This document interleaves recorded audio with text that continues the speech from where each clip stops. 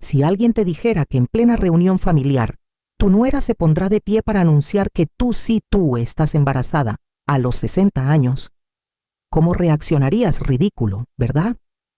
Yo también habría soltado una carcajada, si no hubiera sido yo la que se quedó paralizada ahí, justo en medio de los gritos de emoción por algo completamente imposible.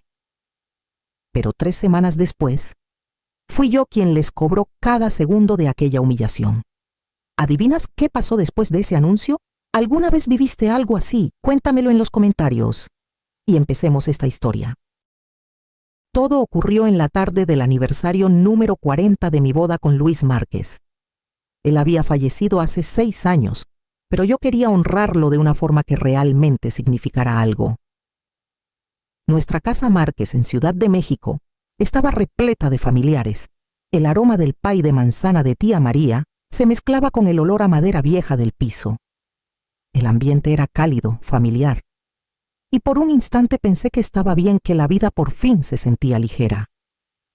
Fue entonces cuando me puse de pie para compartir la decisión que llevaba meses guardando. Para honrar la memoria de Luis, dije con voz serena: he decidido donar una parte importante de mis bienes para crear una beca con su nombre. Una beca para jóvenes de medicina con recursos limitados. La familia rompió en aplausos. Tía María tenía los ojos vidriosos. Yo sentí que por fin respiraba. Pero cuando miré hacia mi nuera, Clara Montiel, noté que ella no aplaudía.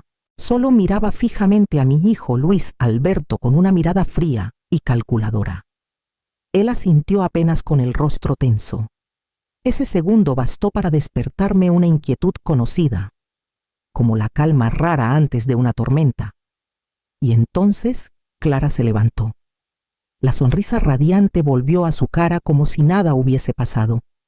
Alzó su copa y de alguna manera su presencia hizo que la sala entera quedara en silencio.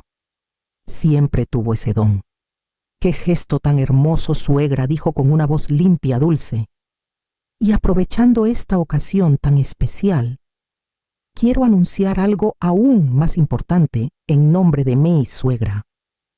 Remarcó más importante con una sutileza venenosa, como si mis palabras hubieran sido poco relevantes.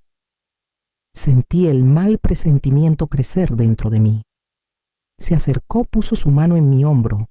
Su toque estaba helado, aunque su sonrisa seguía cálida. Miró a todos como actriz arriba del escenario y proclamó clara, segura, sin titubeos: mi suegra está embarazada. El silencio cayó sobre la sala como un vidrio que se rompe sin hacer ruido. Esta vez no era atención, era shock puro. Yo, 60 años. Mi esposo, muerto hace 6. Me quedé petrificada. El tenedor se me resbaló de la mano y golpeó el piso con un sonido metálico que me sacudió el pecho. 3 segundos, solo 3 para intentar recuperar el aliento. Abrí la boca para negar, pero ya era demasiado tarde. «¡Dios mío!», gritó tía María. «Es un milagro, tío Roberto», siempre tan racional, balbuceó. «No lo creo, pero qué maravilla del Señor». Los sobrinos sacaron sus celulares para grabar. La sala se convirtió en un caos de voces, preguntas y exclamaciones. Nadie dudó. Era tan absurdo que la única explicación posible en sus mentes era un milagro. Y en medio de toda esa euforia nadie recordó mi beca. La obra maestra de teatro de Clara había surtido efecto. «No, Clara, ¿qué estás diciendo? Yo no...». Intenté hablar, pero mi voz se perdió bajo el ruido. Ella apretó suavemente mi hombro, se inclinó hacia mí y sonrió con una ternura que olía a veneno. «¿Verdad, suegrita? Usted no quiso decir nada por pena. Yo sé cómo es usted tan humilde. Pero una noticia así hay que compartirla». Acababa de convertir mi negación en timidez ridícula. Perfecto, impecable. Si yo insistía que era mentira, quedaría como una anciana avergonzada de un embarazo tardío. Me dejó muda. Pensé, ¿qué está pasando en mi propia casa? Todos voltearon hacia mi hijo. Luis Alberto estaba pálido como el yeso, los puños apretados, respirando hondo, como alguien a punto de desmayarse. y con una voz reseca, temblorosa, dijo: «Sí, es verdad. Nosotros también. Estamos sorprendidos». Él no se atrevía a mirarme. Esa mirada era la de un cómplice. La mirada de alguien que sabe que está haciendo algo malo, pero es demasiado cobarde para detenerse. Sintiendo que el aire se me escapaba del pecho, caminé tambaleándome hacia la cocina con el pretexto de ir por agua. Clara Montiel venía justo detrás de mí. Apenas la puerta se cerró, su sonrisa desapareció por completo. «¿Por qué hiciste eso?», pregunté con la voz temblando. Ella no respondió de inmediato. Solo sirvió un vaso con agua, me lo extendió y sonrió con desprecio. Su voz, cuando por fin habló, fue un susurro afilado. «No arruine la función, suegra. Recuerde algo. Una viuda de 60 años que insiste en que no está embarazada, mientras toda la familia cree que sí. ¿Cómo cree que se va a ver?». Se detuvo. Clavó sus ojos en los míos sin un gramo de emoción. «Cuanto más absurdo, más fácil será que todos piensen que usted está perdiendo la cordura». Un escalofrío me atravesó la espalda. Eso no era una broma cruel, era una amenaza. Ella quería anularme, borrarme como persona, volverme inofensiva. Regresé a la sala con el corazón pesado, casi arrastrando los pies. Vi a mi hijo Luis Alberto inclinado sobre su celular sin levantar la mirada. Me quedé detrás de él sin querer y de reojo alcancé a leer la pantalla todavía encendida. El mensaje venía de C. «Ya quedó, avísame». Luis Alberto escribía con los dedos temblorosos: «Todo bien». Mamá no se atrevió a decir nada. Levanté la vista. Desde el otro lado de la sala, Clara atrapó mi mirada. Me sonrió con una mueca ladeada victoriosa, como quien acaba de completar un truco sucio y sabe que nadie puede desenmascararlo. La familia lloraba de emoción, y mi hijo y mi nuera se reían a espaldas de una viuda de 60 años. Todavía no entendía con exactitud por qué lo hacían, qué ganaban con esta humillación absurda. Pero sí sabía una cosa: esa mirada fría que Clara me lanzó cuando anuncié el fondo de becas y su amenaza disfrazada de sonrisa estaban conectadas. Aquello no era un chiste, ni un malentendido, ni un impulso infantil. Era un plan, una obra montada cuidadosamente, y yo era el único objetivo. Pero ¿de verdad lograrían su cometido, o sería yo quien les enseñara que eligieron a la persona equivocada para manipular? Quédate conmigo hasta el final para saber lo que ocurrió después, porque lo que venía apenas estaba comenzando. Esa noche, después de que los familiares se marcharon, la casa Márquez se volvió inmensa y silenciosa de una forma casi insoportable. Las risas y conversaciones de hacía unos minutos aún flotaban en el aire, pero para mí ya no eran recuerdos agradables, sino fragmentos de vidrio filosos, dispersos y fríos. Observé el montón de platos sin lavar, las migas de pay de manzana esparcidas sobre la alfombra, el mantel arrugado por tantas copas y tantos platos que habían pasado por encima. Otros años yo misma habría recogido todo para conservar un poco del calor familiar. Pero esa noche simplemente no tenía fuerzas. Mis piernas estaban débiles, como si hubiera atravesado una tormenta que nadie más había visto. Subí las escaleras arrastrando los pies. Cada escalón pesaba como si me añadiera un año más encima. Aquella noche casi no dormí. Cada 15 minutos sonaba el teléfono, llamadas para felicitarme por el supuesto embarazo milagroso que Clara Montiel había inventado. Todos querían saber si estaba con antojos, si ya tenía pensado un nombre para el bebé. Se reían, me hacían bromas, hablaban con emoción, y yo solo podía responder con voz mínima: «Estoy un poco cansada. Gracias». Y colgaba antes de que la garganta se me cerrara por completo. ¿Cómo podía explicar algo así? ¿Cómo decir que mi nuera me había convertido en una burla? ¿Quién lo creería si yo misma apenas podía creerlo, aún siendo la persona que estuvo ahí inmóvil, mientras 40 personas se reían sin darse cuenta de que estaban riéndose de mí? Apenas amanecía cuando la puerta de mi habitación se entreabrió. Clara entró con un vaso de leche caliente en la mano. La escena fue tan extraña que me sobresalté. Ella jamás hacía eso. En los 3 años que había vivido conmigo, casi nunca se había preocupado por mí. Yo era como una sombra envejecida, rondando por la casa, cocinaba, limpiaba, veía televisión en un rincón sin que nadie me preguntara qué estaba viendo. Ella pasaba junto a mí como si yo fuera invisible. Me acostumbré a esa indiferencia. A ser el telón de fondo en una casa que antes había resonado con la risa de Luis Márquez. Pero desde hace 6 meses, desde que el abogado mencionó accidentalmente el valor real de los bienes que mi esposo había dejado, todo cambió. Clara se volvió atenta, demasiado atenta. Dulce, demasiado dulce. Cuidadosa, demasiado cuidadosa. Me preguntaba si estaba durmiendo bien, me llevaba fruta a la habitación, se paraba detrás de mí cuando servía té, como si temiera que lo derramara. Toda esa cortesía no me hacía sentir acompañada. Me helaba la espalda. Y esa mañana, cuando colocó el vaso de leche en la mesita, como si fuera una nuera ejemplar, supe que algo no estaba bien. Suegra. Lamento lo de ayer, dijo con una voz suave, casi como un susurro. Solo quería hacer la reunión más alegre. No pensé que todos lo creerían de verdad. Dejé la taza que tenía en la mano sobre el platito. El sonido seco de la porcelana chocando llenó la habitación como un golpe. La miré directo a los ojos. ¿Una broma? ¿Te parece una broma ponerte frente a 40 personas y anunciar que tu suegra, con 60 años, está embarazada? No levanté la voz. No lo necesitaba. Cada palabra cayó como una piedra. El rostro de Clara tembló apenas, pero recuperó la compostura enseguida. Yo no imaginé que lo tomarían tan en serio, murmuró. Toda la noche contesté llamadas sin saber qué decir. ¿Tú tienes idea de lo que fue eso?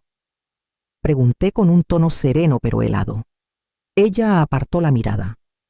Yo les explicaré, dijo y salió del cuarto sin esperar mi respuesta. Sus disculpas eran como una cáscara vacía, ruido sin contenido, un formalismo hecho para cumplir. Me quedé sentada un buen rato sin moverme. Tenía que salir. Necesitaba aire. Necesitaba escapar de aquella casa que empezaba a cerrarse sobre mí como un puño. Me vestí, tomé mi bolso y bajé las escaleras con la intención de caminar un rato en el parque, como hacía cuando sentía el alma pesada. Pero cuando estaba a punto de abrir la puerta recordé algo. La bufanda de Luis. El último regalo que él me hizo estaba en algún lugar del sofá. Me di la vuelta para buscarla. La puerta de la sala quedó entreabierta. Yo estaba a punto de entrar, pero la voz de Clara Montiel resonó suave, fría y tan nítida que me detuve de golpe como si alguien me hubiera sujetado del brazo. Tenía que hacerlo. ¿No te diste cuenta? Cuando ella habló de la beca, todos la aplaudieron. Pero en cuanto dije que estaba embarazada, todos se olvidaron del tema. Me quedé helada. Ni siquiera me atreví a respirar. La voz de mi hijo Luis Alberto respondió temblorosa como la de un niño atrapado en plena travesura. Pero, mentira sí. ¿Está bien? El tono de Clara cambió al instante, afilado como una navaja. Claro que sí. La próxima semana diré que perdió al bebé por un susto. Todos sentirán lástima. Y en ese punto, ¿quién va a creer que sigue lúcida como para manejar sus bienes? Hubo un silencio breve, pero su voz volvió todavía más clara, más cruel. Cuando todos crean que está perdiendo la razón, la carta poder caerá en nuestras manos. Es fácil, está débil y es fácil de manejar. Sentí que el pasillo entero daba vueltas. Retrocedí. Mi mano buscó la pared para no caerme. El corazón era como si 2 manos invisibles lo apretaran con fuerza. Eso no era una broma. No era un malentendido. No era un momento de impulsividad. Era un plan. Un plan calculado, construido paso a paso, con cada mirada, cada gesto falso, cada palabra dulce que Clara me había lanzado durante meses. incluso el vaso de leche tibia que me llevó por la mañana. Todo formaba parte del mismo guión, convertirme en una anciana confundida. Yo no era su suegra, era su objetivo. Dejé de lado la idea de ir al parque. Subí a mi habitación, cerré la puerta con seguro y me dejé caer contra el piso frío. Todo mi cuerpo temblaba. No de frío, sino de la brutal certeza de que ya no era la madre en aquella casa. Solo era un obstáculo que querían borrar en silencio. Tomé el teléfono. Marqué el número que conozco mejor que mi propia fecha de nacimiento. Bueno, una voz masculina grave tan familiar que casi me hizo llorar. Marco. Intenté mantener la calma, pero mi voz tembló. Soy yo. Estoy en peligro. Necesito que me ayudes. Y en ese mismo instante lo supe, la farsa de ellos había terminado. Y mi guerra apenas acababa de comenzar. No imaginaba que unas horas después sería la misma Clara quien tocaría a la puerta de mi habitación, con una sonrisa aún más aterradora que la amenaza que había susurrado la noche anterior. La llamada con Marco Márquez fue breve. Yo no lloré, no me desahogué, no exageré nada. Simplemente le conté la verdad con una frialdad quirúrgica, como si estuviera reportando un incidente, y no el derrumbe de mi propia vida. El silencio al otro lado me bastó para saber que mi hermano entendía la gravedad del asunto. Hermana, escúchame bien. Su voz se volvió dura sin el tono juguetón de siempre. No puedes enfrentarlas directamente. No debes demostrar que escuchaste nada. Si lo haces, solo acelerarán su plan. Buscarán cualquier pretexto para probar que estás perdiendo la cordura. Entonces, ¿qué hago? Susurré como si mi voz pudiera quebrarse. Tienes que jugar su juego, dijo Marco firme. Desde este momento acepta el papel que ellas creen que tienes. Conviértete en la señora confundida que supuestamente acaba de descubrir que está embarazada. Deja que piensen que caíste en la trampa. Solo cuando bajen la guardia, podremos cambiar las piezas del tablero. Colgamos. Me quedé sentada en la orilla de la cama sin mover un músculo. El consejo de Marco era tan aterrador como inevitable. Para sobrevivir en mi propia casa, debía tragar mi indignación y ponerme una máscara. Ya no era una cuestión de orgullo, era una cuestión de existencia y de lucidez. Respiré profundo, abrí la puerta del cuarto y salí. En el comedor, Clara Montiel y Luis Alberto estaban sentados frente a sus platos. Al verme, ambos tuvieron un pequeño sobresalto. Me acerqué despacio, forzando una sonrisa tímida. Estuve pensando, dije con una vacilación perfectamente calculada. Lo del embarazo. Al principio me dejó en shock, pero quizá es voluntad de Dios, un regalo que su papá me envía desde el cielo. Vi cómo los hombros de mi hijo se relajaron de inmediato. Él realmente creyó que yo había aceptado aquella mentira absurda. Clara me observó con desconfianza unos segundos, hasta que vio justo lo que quería ver su misión. Entonces sonrió una sonrisa victoriosa que conocía demasiado bien. Sabía que lo entendería, suegra, dijo con un tono meloso. Ya verá que todo saldrá bien. Ese día comenzó mi actuación. Por las mañanas fingía náuseas y decía que tenía malestares del embarazo. Clara me preparaba atolito de jengibre con toda la dulzura de alguien que quiere quedarse con tu alma. Luis Alberto, nervioso, preguntaba si quería ir al médico. No, hijo, leí que es normal. En los primeros meses, contestaba yo, mientras escondía en mi cuarto un cuaderno diminuto donde registraba cada detalle, cada frase, cada manipulación. Cuando Clara casualmente escondió mis lentes de lectura, yo no me enojé. Caminé por toda la casa con aire perdido, hasta que ella los descubrió en la canasta de ropa sucia. «Ay, suegra, qué distraída está últimamente», dijo con risa suave. «Sí». «Debo haberlos olvidado», respondí, y anoté otro punto en la lista de sus tácticas. Mi vida se volvió una obra de teatro con 2 actos. De día yo era Elena Márquez, la viuda de 60 años, supuestamente viviendo un milagro, y cada día más confundida. débil, vulnerable, totalmente dependiente del cuidado de mi nuera y mi hijo.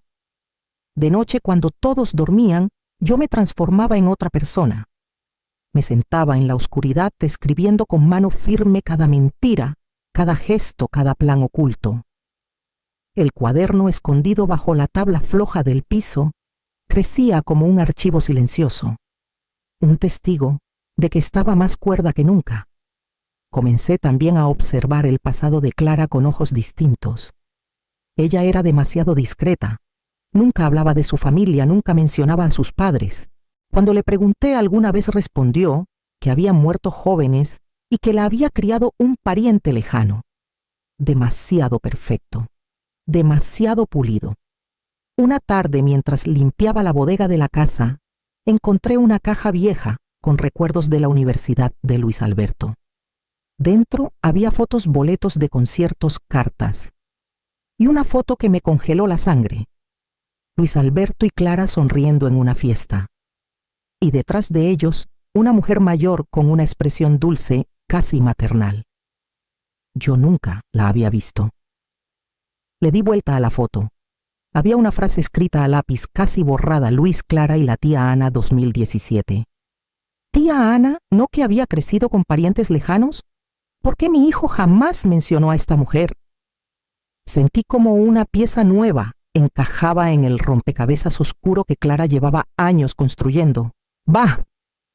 Ahí supe que aquella mujer, doña Ana Rivera, podía ser la clave para destruir la versión perfecta de Clara. Guardé la fotografía con sumo cuidado. Era solo una pieza pequeña, pero algo en mí decía que podía ser decisiva.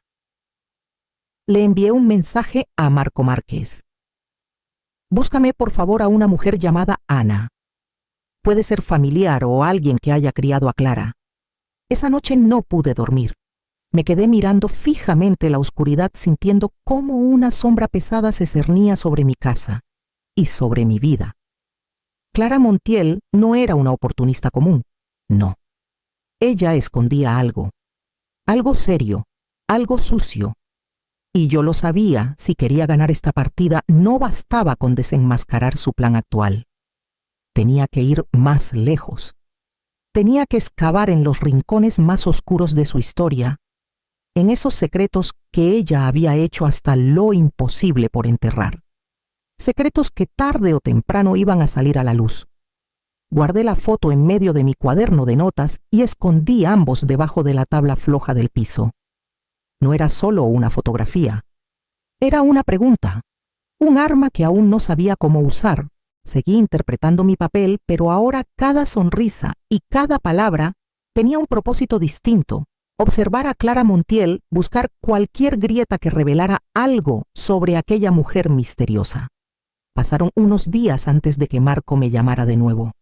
Su voz ya no tenía ese tono juguetón de siempre. Sonaba seria, tensa. Hermana, tengo noticias, dijo. La mujer llamada Ann, su nombre completo es Ana Rivera. Ella sí fue quien adoptó a Clara. Pero hay algo raro. Hace como 3 años vendió de repente su departamento en Residential Northwood, en Naucalpan, y prácticamente desapareció. Los vecinos dicen que empezó a confundirse y que unos familiares se la llevaron para cuidarla. Nadie sabe quiénes eran esos familiares. Confundida, llevada. Esas palabras se incrustaron en mi mente como fragmentos de vidrio. El guión me resultaba peligrosamente familiar. Mientras tanto, Clara avanzaba con la siguiente fase de su plan. Ya no se conformaba con esconder mis cosas para hacer parecer que yo estaba perdiendo la memoria. Ahora estaba sembrando la idea de un diagnóstico médico falso. Mamá dijo durante la cena con esa voz suya que finge preocupación: la he notado cansada últimamente y sus emociones andan muy sensibles por lo del bebé. Conozco a un médico de familia excelente, el doctor Miller Ortega. ¿Por qué no vamos este fin de semana para que le haga un chequeo general el doctor Miller? La trampa se estaba cerrando y yo lo sabía. Sí, está bien, respondí fingiendo agotamiento. Si tú crees que es lo mejor, hija. Luis Alberto, sentado frente a nosotras, sonrió débilmente. Estaba más flaco, con ojeras marcadas. La culpa lo estaba consumiendo. Una tarde, aprovechando que Clara había salido de compras, entró a mi cuarto con una caja de madera vieja entre los brazos. «Encontré esto en la bodega», dijo con la voz baja. «Es el álbum de fotos de la familia». Se sentó a mi lado y empezó a pasar las páginas. Ahí estaba yo cargándolo cuando era un recién nacido. Luego él aprendiendo a andar en bicicleta con su papá Luis Márquez. Los recuerdos me golpearon el pecho. Luis Alberto no decía nada. Solo observaba como si buscara una versión de sí mismo que dejó perder, hasta que se detuvo en una página. Era la foto que yo había encontrado. Él y Clara en una fiesta. Y detrás, sonriendo tímidamente, doña Ana Rivera. «Esta es la tía Ana», susurró señalando la figura. Era muy buena conmigo. Cuando recién salía con Clara, yo iba a su casa a cenar seguido. Justo en ese momento, Clara entró a la habitación. Su sonrisa habitual se tensó al ver el álbum. «¿Qué hacen aquí ustedes dos?», preguntó con un tono dulce que no le combinaba con la mirada. «Le estoy enseñando fotos viejas a mi mamá», contestó Luis Alberto algo incómodo. Clara se acercó y miró la foto. «Ah, la tía Ana», dijo con un desprecio tan sutil como cruel. «Ya está muy mayor, casi no recuerda nada. Bueno, suegra, ya descanse. Ver tantas fotos cansa la vista». Tomó el álbum, lo cerró suavemente y lo colocó sobre la mesa. Fue un gesto simple pero cargado de apropiación. Estaba cerrando el pasado. Estaba borrando a quien no quería que recordáramos. Pero cometió un error. Ya no recuerda nada. Eso no era algo que diría una sobrina preocupada. Era la declaración de alguien que sabe con absoluta certeza que su víctima no puede defenderse. Era la marca de un verdugo, no de una familia. Se me heló la espalda. Al día siguiente entendí que no podía seguir esperando a Marco. Tenía que moverme por mi propia cuenta. Bajé a la cocina, donde Clara Montiel estaba preparando la comida. Clara, le dije con un tono casual casi distraído. De repente se me antojó un croissant de la panadería Le Bon. Hace muchísimo que no lo pruebo. Escuché que queda cerca del residencial donde vivías antes. ¿Cierto, Clara? Levantó la vista sorprendida pero sin sospecha alguna. Sí, suegra, así es. Pero está lejísimos. Mejor yo se lo compro. No hace falta, dije, moviendo la mano. Quiero salir un poco. Me hace bien despejarme. Estar todo el día en la casa me sofoca. Ella dudó unos segundos, pero mi actuación como la señora mayor que necesita su espacio personal fue tan convincente que terminó cediendo. Bueno, suegra, vaya con cuidado, ¿sí? Asentí, tomé mi bolso. Las manos me temblaban apenas, pero mis pasos eran firmes. Crucé la puerta no como una mujer que sale a buscar pan dulce, sino como alguien que va en busca de un fantasma llamado doña Ana Rivera. Y quizá lo que estaba a punto de descubrir en ese viaje te sorprenda más de lo que imaginas. No te apartes de esta historia, lo que viene cambiará todo. El croissant no era más que un pretexto. La verdad es que después de pasar casi una hora sentada en un camión atestado, la espalda comenzó a punzarme sin descanso. Tuve que bajarme una parada antes de lo previsto y buscar una cafetería pequeña al borde de la avenida para sentarme, frotarme las rodillas y tomar a sorbos un té de jengibre bien caliente para despejarme. Yo no soy detective, solo soy una mujer de más de 60 terca y aferrándose al pedazo de vida que todavía le queda. Desde la cafetería tomé un taxi viejo rumbo a Residencial Northwood en Naucalpan. El viaje no era barato, pero no tenía otra opción. Cuando el taxi me dejó frente a aquel edificio de ladrillos desgastados, tuve que quedarme unos segundos recargando el cuerpo para recuperar aire. Las 3 plantas de escaleras se levantaron ante mí como una prueba de resistencia. Me aferré al pasamanos y subí escalón por escalón. Mis rodillas crujían como si protestaran por cada paso. Al llegar al 3er piso, jadeaba como si acabara de correr una maratón. Me apoyé en la pared apretando el bolso contra el pecho para intentar estabilizar el corazón. Justo cuando me preguntaba qué debía hacer ahora, la sonrisa autosuficiente de Clara Montiel del día anterior vino a mi mente. Solo recordarla me devolvió un poco de fuerza para enderezarme. Comencé a fingir que estaba perdida, tocando a varias puertas para preguntar. La mayoría me respondía con un no sé rápido y cortante, y de inmediato cerraban la puerta. Cada no, cada portazo me pesaba un poco más. Un departamento oscuro, otro ruidoso, otro helado. Nadie conocía a una mujer llamada Ana.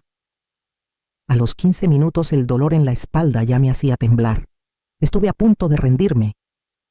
Entonces, la puerta al final del pasillo se abrió de pronto.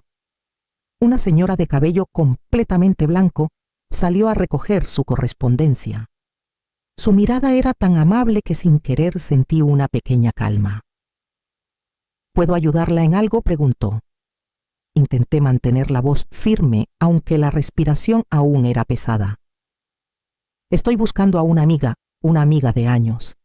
Vivía aquí antes. Se llama Ana. La señora frunció el ceño pensando un momento. Ana Rivera, del 3B. Sentí como si alguien me lanzara un salvavidas en medio del océano. Sí, ella misma. La señora suspiró y una sombra de tristeza pasó por su rostro arrugado. Pobrecita. Una mujer muy buena. Y aún así mire cómo terminó. El corazón me golpeó fuerte. ¿Cómo que terminó así? Pues se confundía. De un día para otro. Un día estaba perfectamente sana y al siguiente empezó a hablar cosas sin sentido. Menos mal que su sobrina, esa muchacha Clara, se hizo cargo. Le llevó doctores, medicinas, hasta traía al médico a la casa. Y luego, un día se mudaron. Dicen que la llevó a un centro de cuidados especiales. La verdad, esa muchacha Clara, muy cumplida con su tía. Muy cumplida. Esas dos palabras me atravesaron como cuchillos. Agradecí a la señora, respiré hondo para contener el dolor en la espalda y comencé a bajar las escaleras con las piernas temblorosas. Cada escalón que descendía era como si la verdad se me cayera encima, pesada e inevitable. Todo encajaba, de una forma aterradora y helada. Clara había representado la misma obra conmigo. Paso por paso, tomé otro taxi de regreso. En el asiento trasero, apoyé la frente en la ventana, cerré los ojos e intenté calmarme. El dolor en la espalda y la verdad recién descubierta se mezclaban hasta marearme. Pero aquella señora me había dado sin querer una pista crucial. Un centro de cuidados especiales. Por la noche, al llegar a Casa Márquez, llamé a Marco. No tienes que buscar a doña Ana lejos, le dije con la voz cansada pero firme. Revisa todas las residencias de adultos mayores de la ciudad y alrededores. Empieza desde hace 3 años. Busca a alguien llamada Ana Rivera. Y revisa cuáles de esos lugares tienen relación con el doctor Miller Ortega. Durante esos días intenté sembrar una pequeña duda en la mente de mi hijo. En la cena, con la voz lo más suave posible, le dije: hoy fui a Residencial Northwood. Pregunté por doña Ana Rivera, la tía de Clara. Luis Alberto levantó la vista sorprendido. ¿De verdad? ¿Cómo está la tía Ana, mamá? Los vecinos dijeron que empezó a confundirse y que se la llevaron a otro lugar. ¿No te parece extraño? Ella todavía es relativamente joven. No alcancé a terminar cuando Clara Montiel dejó caer su plato con fuerza sobre la mesa. Suegra, por favor, no hable de eso. A mí me duele muchísimo. La tía Ana estaba muy mal y yo tuve que encargarme de todo. No se angustie, no es bueno para su salud. Luego giró hacia Luis Alberto con ese tono que pretende sonar dulce, pero que en realidad dicta órdenes. ¿Ves, amor? Te lo dije. Últimamente la memoria de tu mamá está fatal. Se hace ideas que no tienen sentido. Por eso quiero llevarla al doctor Miller Ortega. Es necesario. Luis Alberto asintió de inmediato sin cuestionar nada. Sí, mamá. Clara solo está preocupada por usted. Yo dejé el tenedor sobre la mesa. Sentí un frío que no venía del aire. Había perdido. La ceguera de mi hijo era más profunda de lo que imaginé. No solo creía en su esposa, sino que utilizaba mis propios temores contra mí. Yo estaba completamente sola. 3 días después, Marco Márquez me llamó. Hermana, ya la encontré. Doña Ana Rivera está en la residencia Oakwood, en el Estado de México. Y sí tenía razón, el doctor Miller formó parte del comité asesor del lugar. Yo sabía que no podía pedirle ayuda a mi hijo, así que mentí, le dije que iba a pasar todo el día en el club de lectura. Tomé el camión 41 hacia las afueras y el último tramo lo hice en un taxi pequeño. El trayecto fue largo. Las piernas se me adormecieron, pero el pecho me ardía como si llevara un carbón encendido por dentro. Oakwood era aún más lúgubre de lo que imaginaba: paredes envejecidas, pasillos interminables, olor penetrante a desinfectante. Fui de cuarto en cuarto preguntando, esperando, soportando miradas indiferentes, hasta que por fin la encontré. Estaba sentada en una silla de ruedas junto a la ventana mirando un punto fijo, un lugar solo ella podía ver. Sus ojos estaban vacíos, como si la hubieran dejado demasiado tiempo en la oscuridad. Arrastré una silla y me senté frente a ella. Mis rodillas crujieron. «Buenas tardes», murmuré. «Soy Elena Márquez». Ninguna reacción. Respiré hondo. No le pregunté por Clara. No quise forzarla a recordar lo que quizás le dolía más que a mí. En lugar de eso, le conté mi historia. Le hablé del embarazo milagroso, de los objetos que desaparecían del prendedor, que me quitaron del plan para llevarme con el doctor Miller. Le conté todo con una calma frágil, como quien abre una herida que ya no puede permitir que siga infectándose. Pasó un largo silencio. Solo se escuchaba el zumbido leve del pasillo. Y entonces los hombros de doña Ana Rivera empezaron a temblar. Las lágrimas comenzaron a deslizarse por sus mejillas arrugadas. Giró la cabeza hacia mí despacio, pero con decisión. Por un instante, una chispa diminuta, como un fósforo encendido en la noche, brilló en sus ojos antes vacíos. Sin decir una palabra, alargó su mano delgada, huesuda, y tomó la mía con una fuerza sorprendente. Y en ese gesto, supe que ella entendía todo. Y que por primera vez, después de mucho tiempo, yo ya no estaba sola. Nos quedamos así durante mucho tiempo, 2 mujeres mayores, catalogadas como despistadas, lúcidas a ratos, ya no tan claras, tomadas de la mano, como si ese simple gesto fuera lo único que aún nos sostenía en pie. Cuando salí de la residencia Oakwood, el cielo ya estaba entre azul y gris. Tomé el último camión del día de regreso a la casa Márquez, sentándome junto a la ventana, con el bolso apretado contra el pecho, para mantener el equilibrio. La espalda me dolía tanto que por momentos dejé de sentirla. Pero por dentro, algo completamente distinto se había encendido, una determinación nueva, fuerte, imposible de ignorar. Mi hijo podía hoy haberme dado la espalda.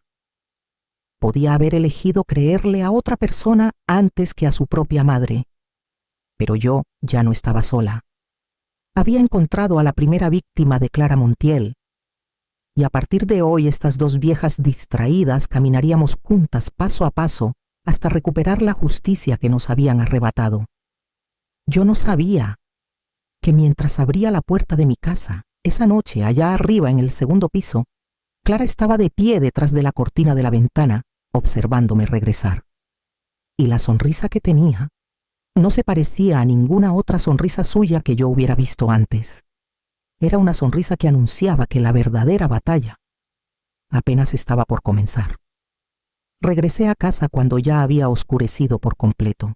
El último camión del día había brincado en cada curva como si quisiera desarmarse, y cada sacudida hacía que mi espalda ardiera como si me clavaran agujas. Pero lo que realmente me perseguía no era el dolor, sino el apretón de manos tembloroso de doña Ana Rivera cuando me despedí en la residencia. Un apretón débil, frágil. Un grito silencioso que llevaba años atrapado en su garganta. No podía dejarla ahí atrapada en ese olvido impuesto. Y no podía permitir que Clara Montiel hiciera conmigo lo mismo que le hizo a ella. Apenas abrí la puerta sin siquiera quitarme en el abrigo, Clara ya estaba ahí parada frente a mí, como si hubiese estado vigilando desde hacía horas. ¿A dónde fue todo el día, suegra?, Preguntó con una dulzura empalagosa, pero con esos ojos afilados que revisaban cada rincón de mi ropa, de mi rostro, buscando señales que yo no sabía si había dejado. Tragué saliva. Te lo dije. Hoy tenía reunión del club de lectura. Así Clara arqueó los labios, esa sonrisa delgada como un hilo. Qué bueno que llamé a la coordinadora. Dice que hoy no hubo ninguna reunión. Me quedé helada. Ella me había verificado. Había controlado mis pasos. Me había seguido sin moverse de casa. La soga se estaba cerrando. Tal vez me equivoqué de fecha, dije, forzando la voz a sonar ligera. A esta edad, a veces se me van las cosas. Tuve que rebajarme. Era la única forma de evitar que sospechara más. Pero Clara nunca suelta una presa. Subió detrás de mí las escaleras como una sombra pegada a mis talones. «¿Ves, Luis?», dijo al notar que Luis Alberto Márquez salía de su estudio. «Te lo dije. La memoria de tu mamá ya no anda bien. Sale todo el día y ni recuerda a dónde fue. Eso es peligroso». Luis Alberto me miró con una mezcla de preocupación y algo peor, lástima. «Mamá, tal vez este fin de semana podríamos ir al médico, solo para revisar, ¿sí?». No respondí. No podía. Los dos me estaban acorralando contra la pared sin una sola grieta por donde escapar. Entré a mi habitación y cerré la puerta con llave. Me senté en la orilla de la cama sintiendo la punzada en la espalda, pero ese dolor no se comparaba con la sensación de traición que me atravesaba. Mi propio hijo, creyendo todo lo que Clara decía sin cuestionar. Y yo sabía lo que venía a la cita con el doctor Miller Ortega, el hombre que Clara usaba como herramienta para fabricar el supuesto diagnóstico de demencia. Aquella noche, con las manos temblorosas, tomé el teléfono y marqué a Marco Márquez. «No puedo seguir así», susurré, la voz quebrada por el cansancio y el miedo. «Necesito algo que no se pueda negar. Una prueba que haga abrir los ojos a mi hijo». Marco guardó silencio unos segundos antes de responder. «Lo tenemos», dijo con un tono firme. «Pero es arriesgado, mucho». «¿Estás segura?». «Completamente», murmuré. «Ya no tengo camino de regreso». 2 días después puse en marcha el plan. La espalda seguía doliendo por el viaje anterior, así que tomé un camión hasta el centro y de ahí un taxi al banco. Pero a Clara le dije otra historia.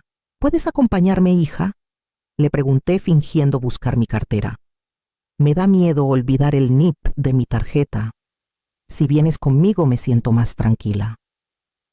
Luis Alberto aceptó enseguida, como lo imaginé, siempre intentando demostrar que era un buen hijo cada vez que Clara insinuaba que mi estado mental empeoraba. Clara, en cambio, no cayó tan fácil. Se cruzó de brazos estudiándome durante tanto tiempo que pensé que el corazón se me saldría del pecho. «¿Cuánto quiere retirar?». «Solo un poco», respondí. «Para comprar unas cosas secas». No dejó de observarme ni un segundo. Yo sabía que no me creía. Podía oler la sospecha en su mirada. Pero al final, y solo porque no tenía excusa para impedirlo, nos dejó salir.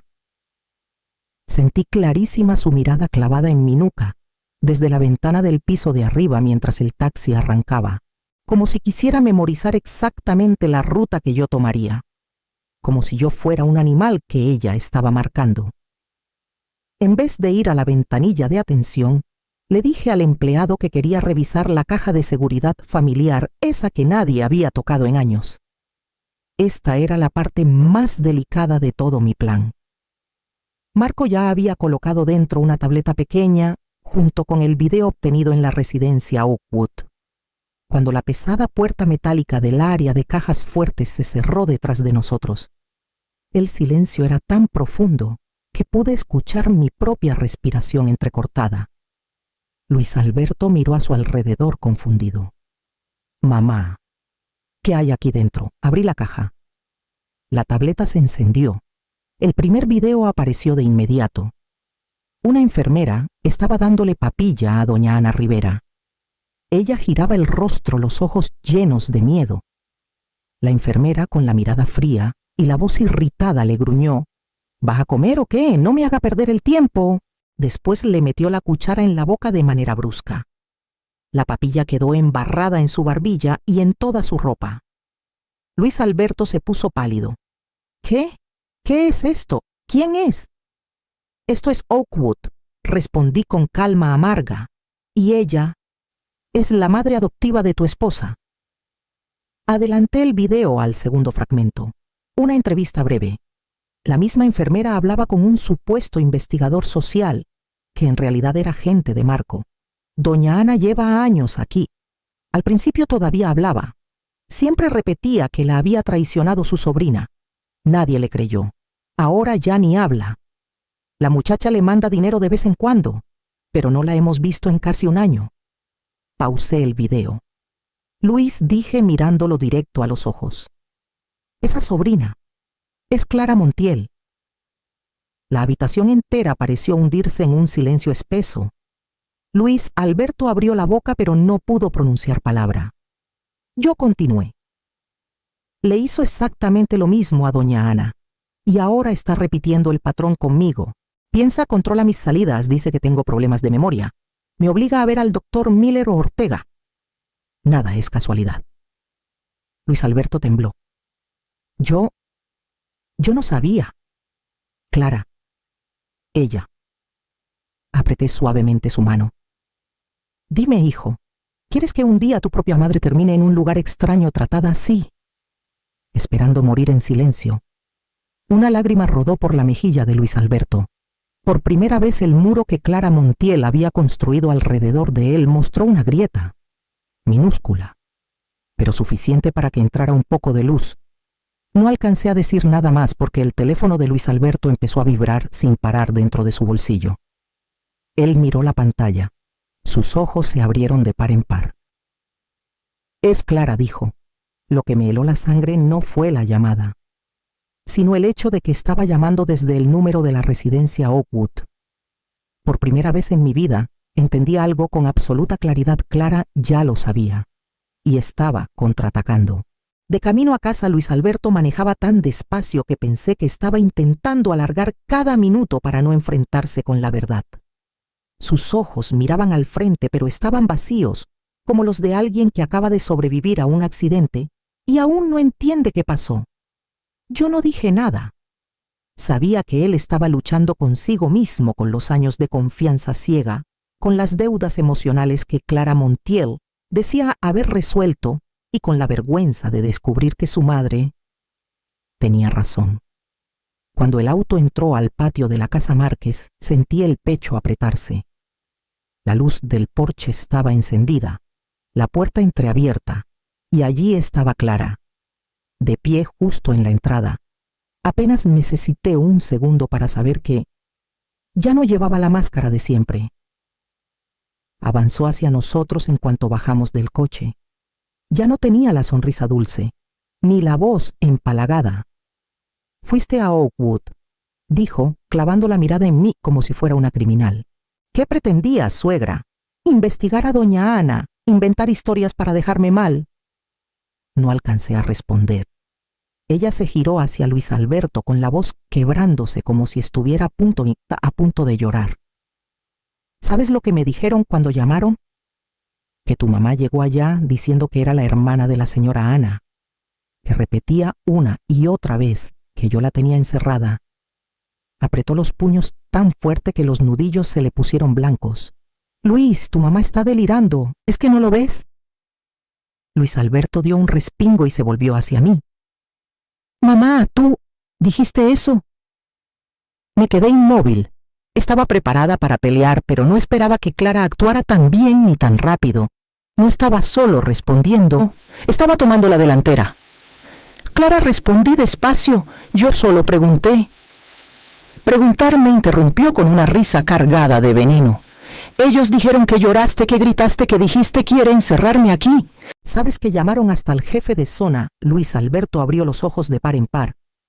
«La policía», sí, exclamó Clara dando un fuerte tacón al suelo. «Tuve que rogarles que no levantaran un reporte, que no lo pusieran en el expediente médico. Les dije que tu mamá solo perdió la orientación por un rato.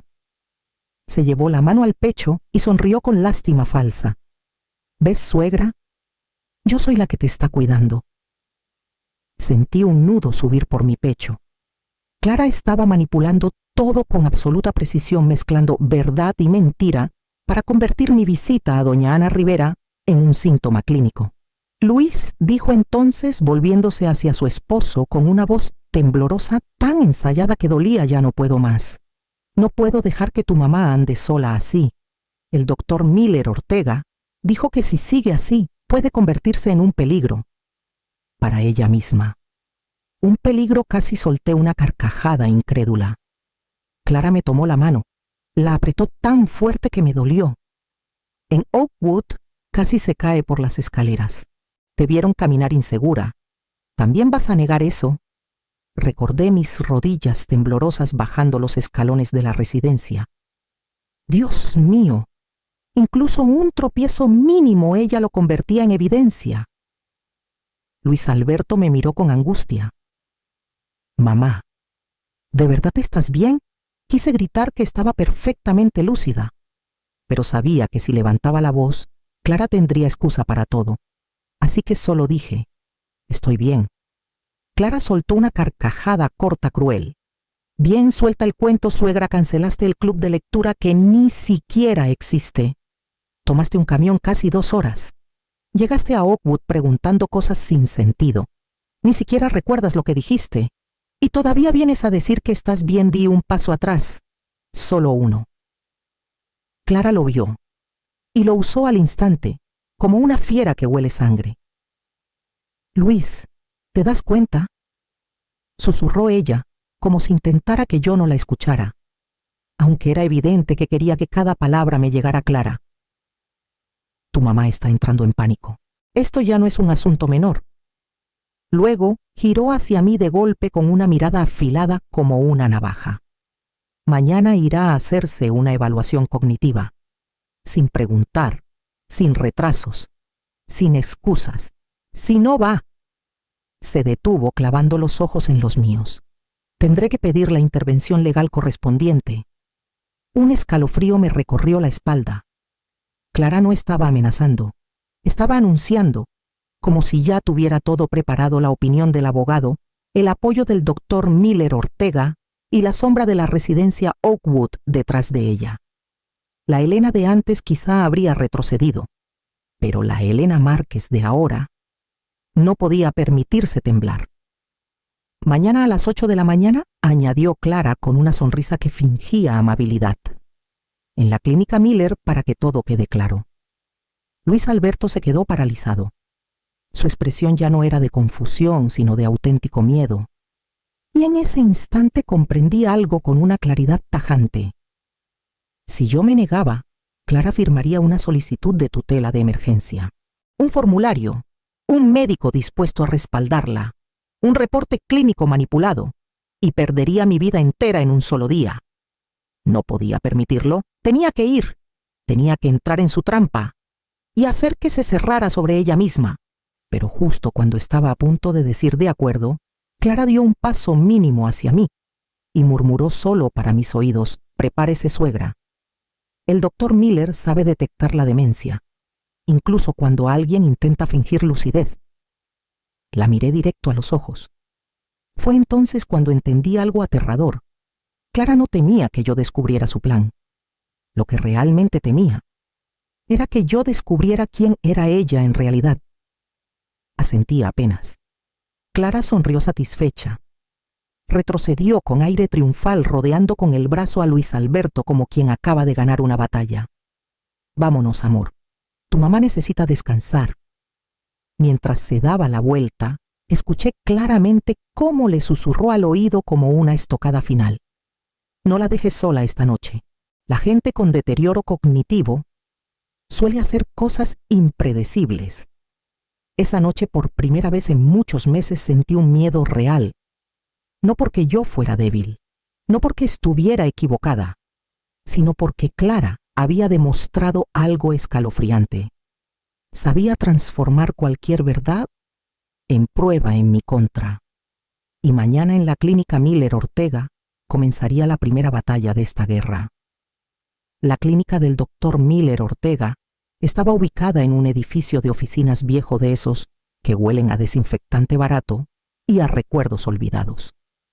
Clara Montiel caminaba delante de nosotros con una seguridad irritante, como si aquel lugar le perteneciera. A mi lado, Luis Alberto me sostenía del brazo. Lo noté rígido, casi como si intentara tranquilizarse a sí mismo más que a mí. El doctor nos recibió con una sonrisa falsa. El cabello entrecano perfectamente peinado, los lentes de armazón dorado, la bata impecable. Todo en él parecía respetable. Pero sus ojos, esos ojos que se deslizaban hacia Clara con complicidad, lo delataban. Nos sentamos. Clara frente al escritorio. Luis y yo del lado de los pacientes. Y entonces todo ocurrió tal como yo lo había imaginado durante noches enteras. Después de revisar los reportes preliminares que la señorita Clara me proporcionó, comenzó Miller con un tono pedante, y basándome en mis observaciones clínicas, veo señales claras de un deterioro cognitivo inicial en la señora Elena Márquez, posiblemente agravado por los recientes episodios emocionales. Empujó hacia mí un fajo de documentos gruesos. Aquí tiene, dijo, la solicitud de tutela temporal y la autorización para delegar la administración de sus bienes. Es por su propio bien. Solo tiene que firmar. Clara tomó una pluma y la colocó suavemente en mi mano como si yo fuera una anciana sin voluntad. «Fírmelo, suegrita», susurró con esa voz dulce que usaba para manipular. «Todo es por su futuro. Estará bien». Agarré la pluma. La habitación estaba tan silenciosa que pude escuchar mis propios latidos uno por uno. Miré la pluma luego a Clara, después al doctor Miller y finalmente a mi hijo. Luis Alberto asintió, un gesto pequeño casi imperceptible, pero lleno de significados que solo una madre podría entender. Entonces sonreí. Una sonrisa tranquila, inusual incluso para mí. Antes de firmar dije con una firmeza que sorprendió a los tres: creo que deberíamos escuchar la opinión de una paciente anterior del doctor, una persona que también fue diagnosticada y tratada con tanta dedicación por él. Clara abrió los ojos con sobresalto. La sonrisa se le quebró. «¿Qué está diciendo mamá?» Su voz empezaba a temblar. Y justo en ese momento la puerta de la clínica se abrió. Marco Márquez entró primero. Traje impecable maletín de piel en la mano, porte de abogado, que no aceptaba un no por respuesta, y detrás de él, doña Ana Rivera. Ya no estaba en silla de ruedas, aún lucía delgada, frágil, pero estaba de pie, sostenida suavemente por una enfermera de rehabilitación que Marco había contratado. Su vestido azul claro contrastaba con su cabello plateado perfectamente peinado. Ya no era la sombra rota del asilo, era un testigo. Clara se quedó petrificada. ¿Qué hace usted aquí?», balbuceó con una voz que se quebró entre el miedo y el enojo. El doctor Miller se levantó de golpe, pálido como un fantasma. «¿Qué significa esto? ¿Quién los autorizó a entrar?». «Tenemos todo el derecho», respondió Marco con frialdad, mientras colocaba el maletín sobre el escritorio. «Y también tenemos pruebas». Doña Ana dio un paso adelante. Su mano temblaba, pero su mirada ardía con una fuerza que ni el abandono ni el maltrato habían logrado apagar. Ella dijo, señalando a Clara con un dedo firme: «Me hizo lo mismo que ahora intenta hacerle a la señora Elena. Me llamó loca.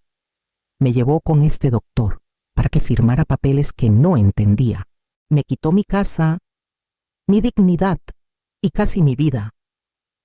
Marco abrió el maletín y sacó una tableta. Presionó reproducir.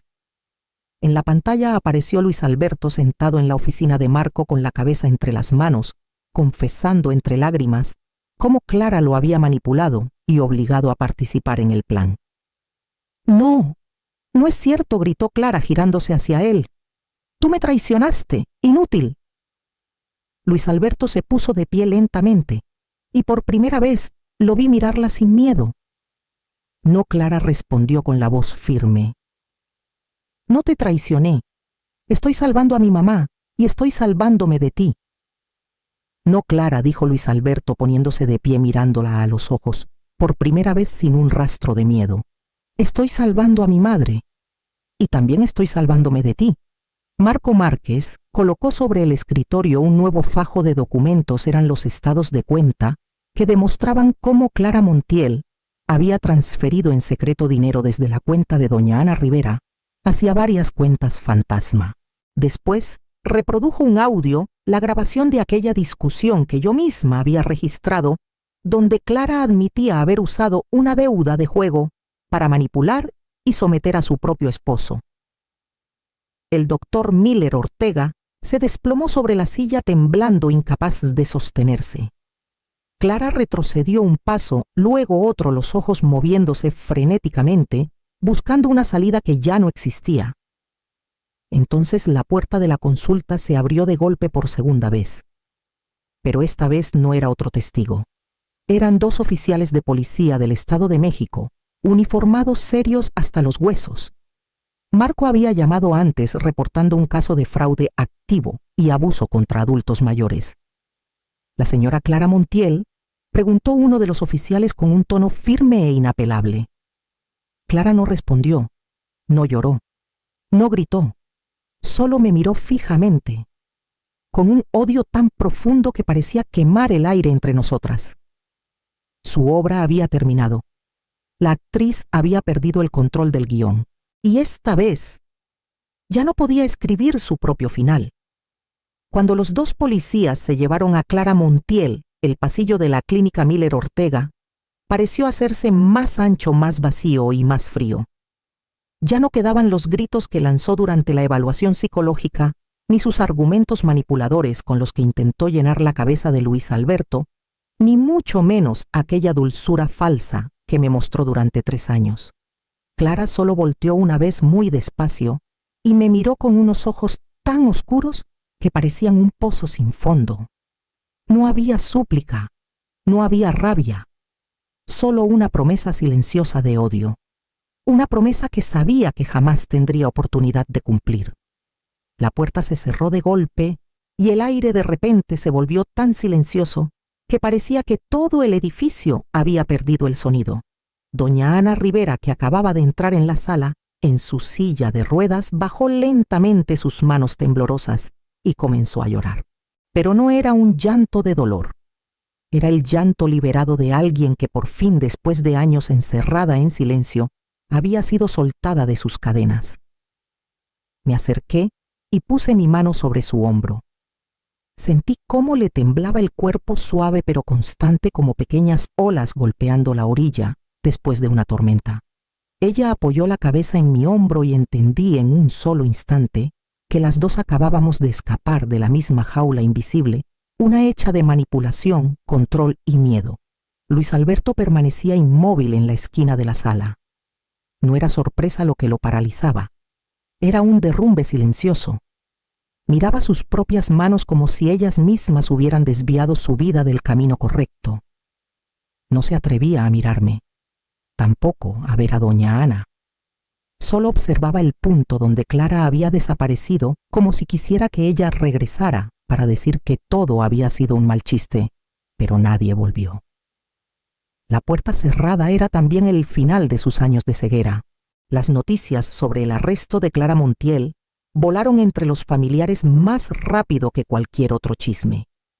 Aquella mujer que usaba la dulzura como llave, la sonrisa como máscara y la devoción familiar como disfraz, ahora era el centro de un caso de fraude y abuso a personas mayores. En solo 3 días los murmullos llegaban incluso a través del portón de Casa Márquez. Gente suspirando, moviendo la cabeza, unos sintiéndome lástima, otros disfrutando del escándalo. Pero ninguno reconocía que en su momento ellos también habían creído ciegamente en Clara, que todos me habían visto como la suegra confundida cuando intenté advertirles. No los culpo. Personas como Clara convierten la suavidad en armadura y la mentira en arte. La batalla legal comenzó. Clara Montiel y el doctor Miller Ortega fueron acusados de múltiples delitos. La declaración clara de doña Ana, el video donde Luis Alberto admitía haber sido manipulado psicológicamente y toda la documentación falsa que Marco Márquez logró conseguir, todo eso formó un retrato perfecto de la verdad. Las audiencias estaban llenas a reventar, pero yo no asistí a ninguna. Ya había visto demasiadas veces a Clara gritar, llorar y actuar. No quería volver a ver otra función suya. Yo solo quería recuperar mi tranquilidad. Luis Alberto pidió el divorcio de inmediato. Empacó sus cosas y se fue de la casa.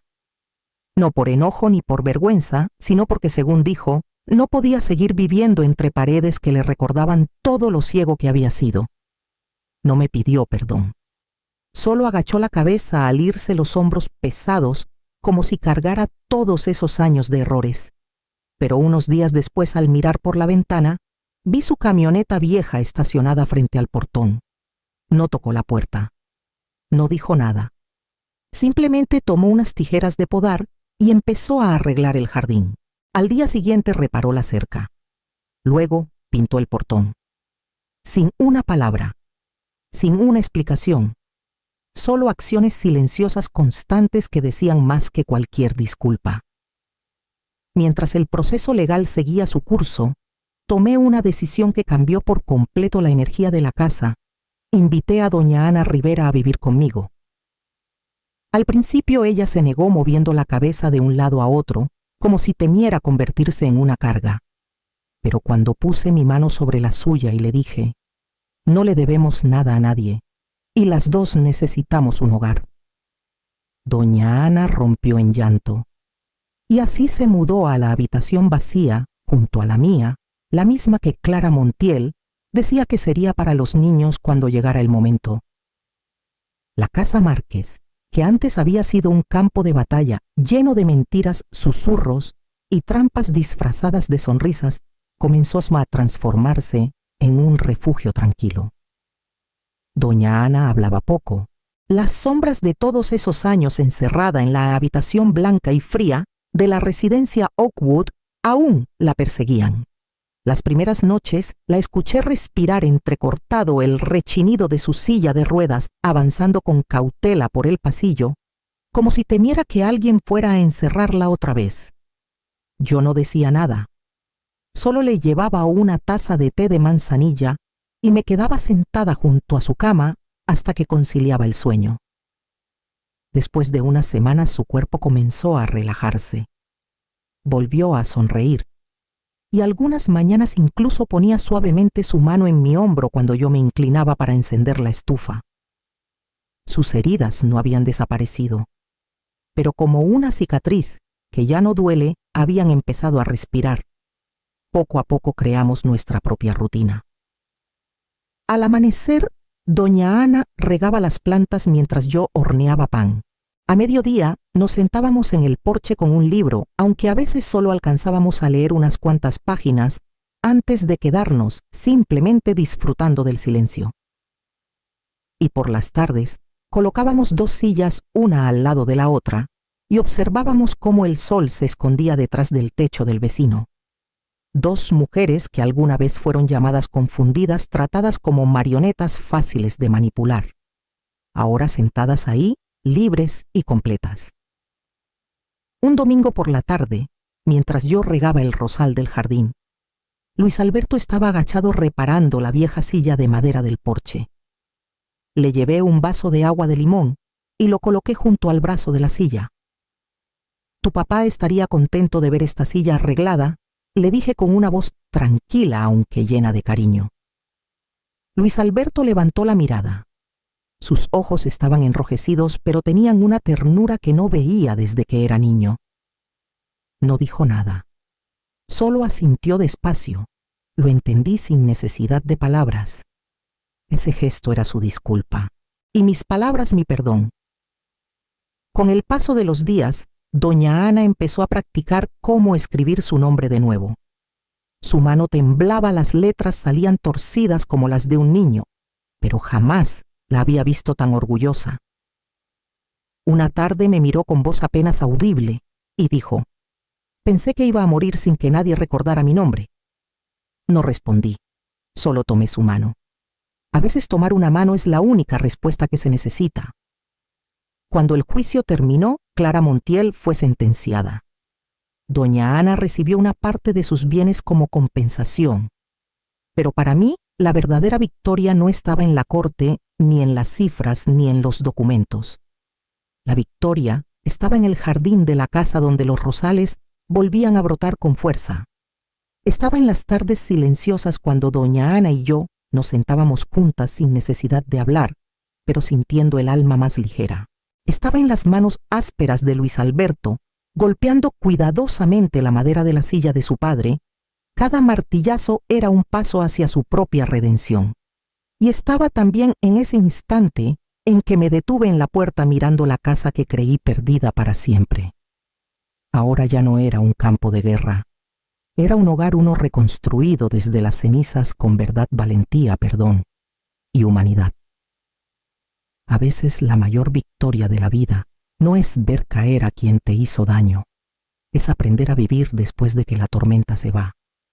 Y yo, una mujer de 60 años, a la que una vez llamaron confundida, sobreviví, recuperé mi hogar y, lo más importante, me encontré a mí misma. 6 meses después del juicio, el jardín de mi casa había cambiado por completo. Los rosales que Luis Alberto había cuidado con tanta paciencia ahora estallaban en flores rojas, firmes y radiantes. La silla de madera del porche donde doña Ana y yo solíamos sentarnos cada tarde había sido lijada y pintada de un blanco impecable. El jardín no solo era más hermoso, tenía una energía nueva, igual que las personas que vivíamos en esta casa. Doña Ana no utilizó el dinero de la compensación para comprarse un departamento nuevo. En lugar de eso, hizo algo que nadie esperaba. Se inscribió en un viaje por toda Europa. Clara me quitó 10 años de vida entre 4 paredes, me dijo la mañana previa a su partida, sosteniendo una taza de té caliente. No voy a dejar que me robe ni un segundo más. Sonrió, y por primera vez las arrugas alrededor de sus ojos brillaron de alegría y no de tristeza. Ya no era una víctima, era una inspiración. Luis Alberto seguía visitándome cada fin de semana. La relación entre nosotros ya no tenía esa tensión silenciosa que tanto pesaba antes. La culpa se había ido deshaciendo y en su lugar aparecían pequeñas conversaciones que nos devolvían la calma. Me hablaba de su nuevo trabajo en una empresa más pequeña, de su departamento modesto, del esfuerzo que estaba haciendo para reconstruir su vida desde los pedazos. No desde el dinero, sino desde la honestidad y la humildad. Había aprendido una lección que le cambió el rumbo. Ese día era especial. La beca que llevaba el nombre de mi esposo, Luis Márquez, por fin sería presentada oficialmente. La ceremonia se realizó en la Biblioteca Central de la ciudad, el mismo lugar donde pasé tantas horas después de la muerte de Luis. Me paré frente al atril y observé los rostros conocidos: Marco, mi hermano, sonriendo orgulloso. Mi hijo Luis Alberto sentado discretamente en la última fila, y los familiares que alguna vez creyeron en aquel milagro absurdo. Yo ya no era una viuda vulnerable ni una mujer engañada, era una sobreviviente. Muchos piensan que con la edad nos volvemos frágiles y necesitamos protección. Comencé con una voz firme que resonó por toda la sala. Y en parte es cierto, pero eso no significa que perdamos nuestra voz, ni nuestro derecho a decidir sobre nuestra propia vida. Conté mi historia, no para acusar a Clara ni para reprocharle nada a mi hijo. La conté como una advertencia sobre el maltrato hacia los adultos mayores, ese que se esconde en gestos amables, diagnósticos falsos y palabras dulces cargadas de intención. Cuando terminé, toda la sala se puso de pie para aplaudir, pero lo que me llegó al alma no fue el aplauso. Fue que al bajar del escenario Luis Alberto se acercó a mí. No dijo una sola palabra, solo me abrazó. Un abrazo fuerte, largo, reparador. Y en ese abrazo sentí todo el arrepentimiento, la gratitud y el amor de un hijo que al fin había encontrado el camino correcto. Por la tarde regresé sola a casa. Doña Ana ya debía estar en Italia, probablemente disfrutando un gelato frente a alguna fuente antigua. Luis Alberto había vuelto a su rutina. La casa estaba silenciosa, pero por primera vez en mucho tiempo no sentí soledad. Salí al jardín. La luz del atardecer teñía de dorado los pétalos de las rosas. Me incliné, corté una de ellas y aspiré su aroma dulce. Ya no me sentía como una mujer de 60 años, con dolores de espalda y problemas de presión. Me sentía como un árbol que acababa de sobrevivir un invierno duro, un árbol que había perdido todas sus hojas, pero que ahora, desde sus ramas desnudas, dejaba asomar nuevos brotes tiernos, fuertes y llenos de vida. Susurré como si Luis aún estuviera a mi lado en aquel jardín. Protegí nuestra casa y tu legado, amor. Y aprendí que incluso en los inviernos más oscuros, la vida siempre encuentra la manera de volver a brotar. Mi historia no es la historia de un milagro imposible, de un embarazo inventado. Es la historia de otro milagro mucho más real, el milagro de la verdad, del valor y de encontrarte a ti misma cuando todos quieren que te quedes callada. Y ese sí es un milagro en el que vale la pena creer. La historia de Elena Márquez se cierra en ese jardín donde las rosas rojas se abren orgullosas bajo el sol. Hermoso, ¿verdad? Ella no solo riega y cuida las flores, está cuidando de sí misma, de ese pedazo de alma que antes fue pisoteado por la mentira. Doña Ana Rivera encontró libertad en un cielo nuevo. Luis Alberto halló redención en sus actos silenciosos. Y cada uno a su manera está aprendiendo a sanar. Quizá la mayor enseñanza de esta historia no es cómo se desmantela a una persona cruel, sino cómo se aprende a confiar en la propia voz, incluso cuando el mundo entero insiste en lo contrario. La intuición de Elena, su cuaderno, escondido sus viajes cansados, a pesar del dolor en las rodillas, todo nació de una misma certeza. Yo sé lo que es verdad. El verdadero milagro no fue un embarazo imposible, sino la fuerza que una mujer puede encontrar cuando la empujan contra la pared. Una fuerza despierta por el amor a la verdad y al legado del hombre con quien compartió su vida. Y sé que en la vida de cada uno de nosotros también existen voces que intentan apagar la nuestra. A veces es la duda de los demás, a veces es la presión de la familia y otras veces es esa inseguridad que uno mismo carga. Nos hacen preguntarnos si sentimos lo correcto, si acaso estamos exagerando, si nuestra percepción vale algo. Por eso solo quiero preguntarte algo muy sencillo. Últimamente, ¿estás escuchándote de verdad? Hay algo que tu corazón te está diciendo, pero tu mente está intentando ignorar. ¿Cuál es tu historia? Y más importante aún, ¿la estás honrando como merece? Cuídate. Cuida tus verdades. Cuida esos relatos íntimos que te hacen ser quien eres. Gracias por escucharme.